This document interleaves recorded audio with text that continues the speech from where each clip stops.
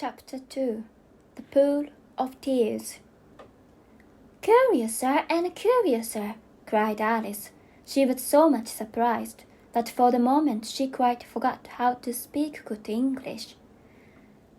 "Now I'm opening out like the largest telescope that ever was.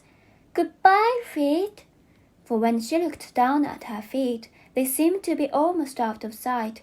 They were getting so far off. "Oh, my poor little feet!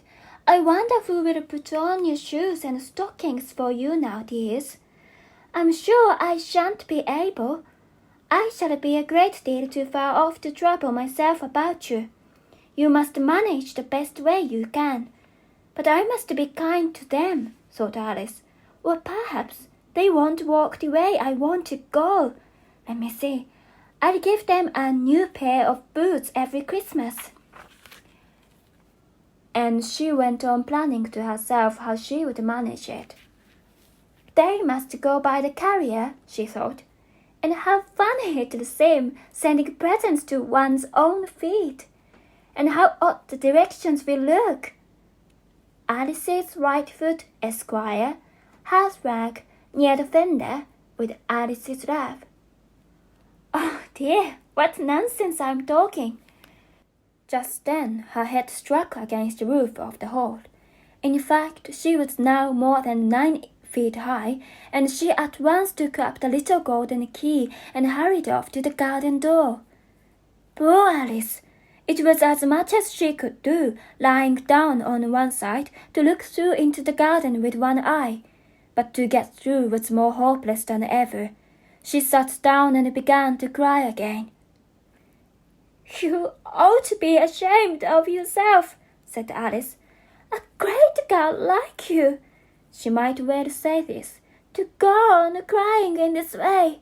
Stop this moment, I tell you." But she went on all the same, shedding gallons of tears, until there was a large pool all around her, about 4 inches deep and reaching half down the hall.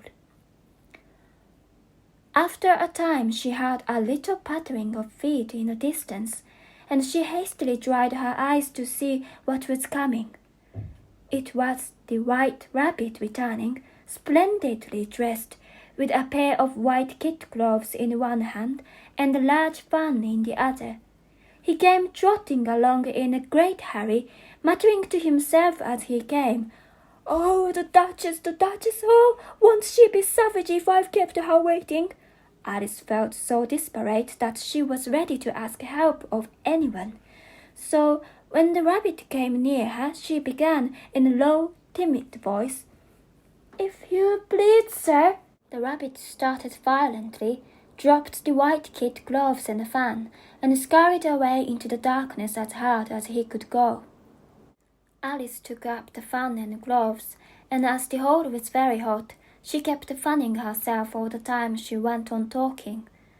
"Dear, dear, how queer everything is today, and yesterday things went on just as usual.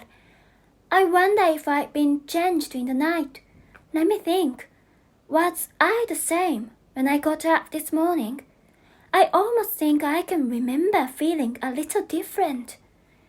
But if I'm not the same, the next question is, who in the world am I? That's the great puzzle." And she began thinking over all the children she knew that were of the same age as herself, to see if she could have been changed for any of them. "I'm sure I'm not Ada," she said, "for her hair goes in such long ringlets, and mine doesn't go in ringlets at all. And I'm sure I can't be Mabel, for I know all sorts of things, and she knows such a very little. Besides, she's she, and I'm I. And, oh dear, how puzzling it all is. I'll try if I know all the things I used to know. Let me see. 4 times 5 is 12, and 4 times 6 is 13, and 4 times 7 is... Oh dear, I shall never get to 20 at that rate. However, the multiplication table doesn't signify. let's try geography. London is the capital of Paris, and Paris is the capital of Rome, and Rome... No, that's all wrong, I'm certain. I must have been changed for Mabel. I'll try and say, how does the little...